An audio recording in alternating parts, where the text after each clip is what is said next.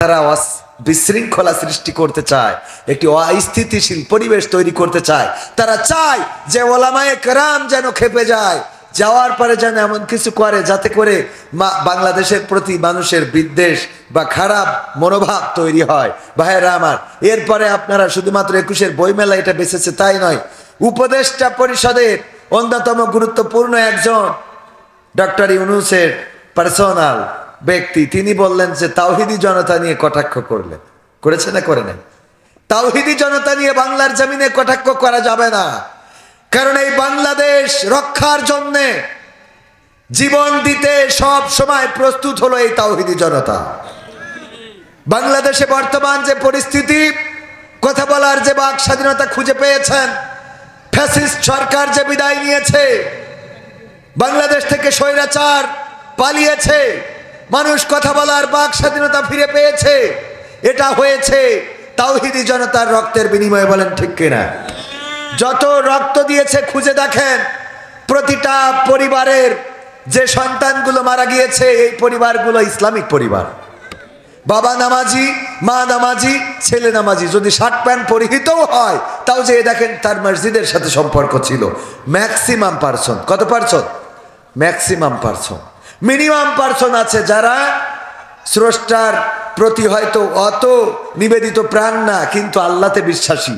এবং আমরা বলি যে জুলাইয়ে শহীদ, এই শহীদও এসেছে ইসলাম থেকে। শব্দটা নিয়ে কোথা থেকে নিয়ে? শহীদ শব্দ তো ইসলাম থেকে এসেছে। আল্লাহ রাসূল দিয়েছেন শহীদ শব্দ, সাক্ষী। তারা সাক্ষী হয়ে যায়। ভাইরা আমার, সুতরাং তাওহিদি জনতার সাথে গাদ্দারি করে বাংলাদেশে টিকতে পারবেন না। তাওহিদি জনতা রাজপথে নামবে। শাপলা চত্বরে তাওহিদি জনতা রক্ত দিয়েছে, তাওহিদি জনতা ভোলায় রক্ত দিয়েছে, তাওহিদি জনতা জেল জুলুমের শিকার হয়েছে, ফাঁসির কাস্টে ঝুলেছে। এই তাওহিদি জনতার রক্তের বিনিময়ে বাংলাদেশ এসেছে। কোরআনের পাখি আল্লামা দেলোয়ার হোসাইন সাইদি 13টা বছর কারাগারে থেকেছেন। তারা তারপরেও নিশ্চিত হতে পারে নাই, বের করে নিয়ে হাসপাতালে চিকিৎসার নামে ইনজেকশন পুশ করে শহীদ করেছেন। ঠিক না বেঠে? ফাঁসির কাস্টে ঝুলালো কাদেরকে? যারা এই দেশে শান্তি শৃঙ্খলা চেয়েছে, কোরআনের বিধান কায়েম করতে চেয়েছে। ব্রিটিশরা 190 বছর, অনেকেই বলে থাকে 200 বছর এই দেশ স্বাধীন শাসন করেছে, শান্তি আসে নাই। তারপরে আবার দেশ ভাগ হয়ে গেল। মুসলমান এবং হিন্দু দুই দল, দুই গোত্রের মোটামুটি একটা পার্থক্য করে ভাগ হলো হিন্দুস্তান আর পাকিস্তান। 24 বছর শাসন করেছে, শান্তি দিতে পারে নাই। তারপরে আবার স্বাধীনতা অর্জন করলাম আমরা। আজকে 53 বছর পার হয়ে গেল। ওই জায়গায় 200, ওই জায়গায় তারপরে 24, তারপরে 53। এই দেশে কি শান্তি কেউ দিতে পেরেছে?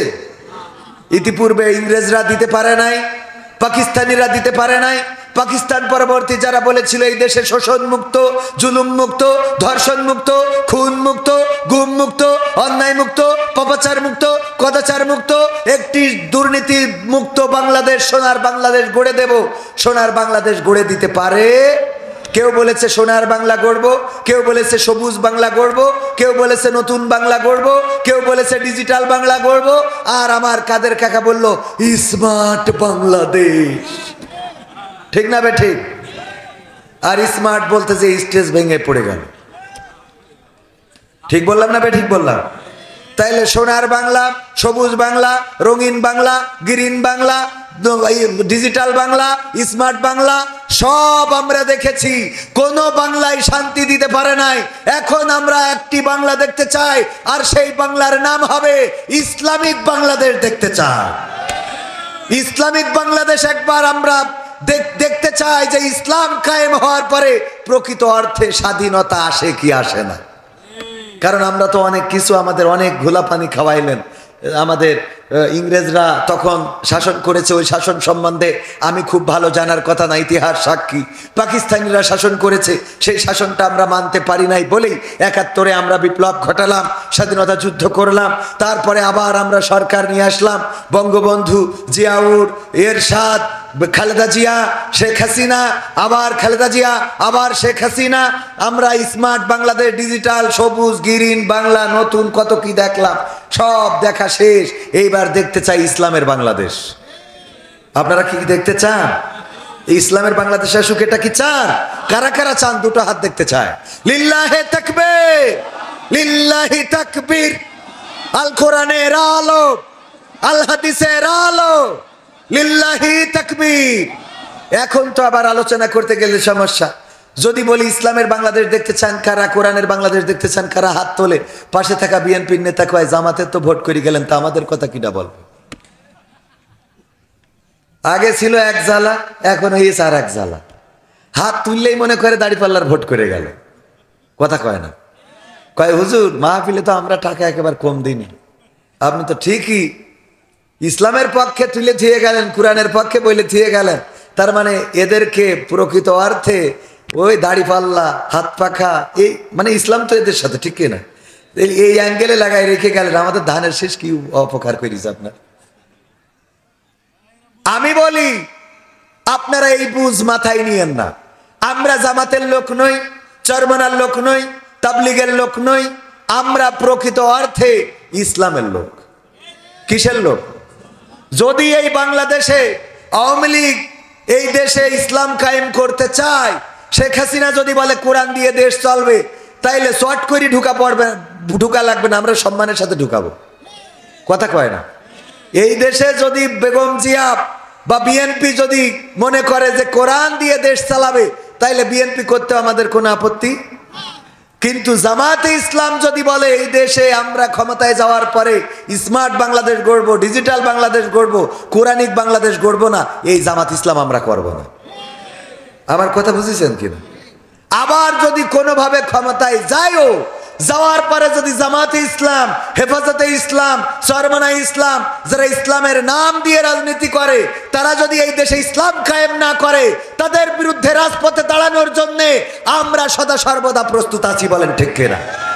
কারণ ইসলামের কথা বলে ইসলামের পক্ষে যদি কাজ না করে, তাকে আমরা মানতে রাজি। কথা, আমার মেসেজটা বুঝেছেন কিনা? আমরা আসলে কোন দলের কথা বলতে আসি না, না জামাতের, না হেফাজতের, না চরমনায়ের, না বিএনপির, না আওয়ামী লীগের।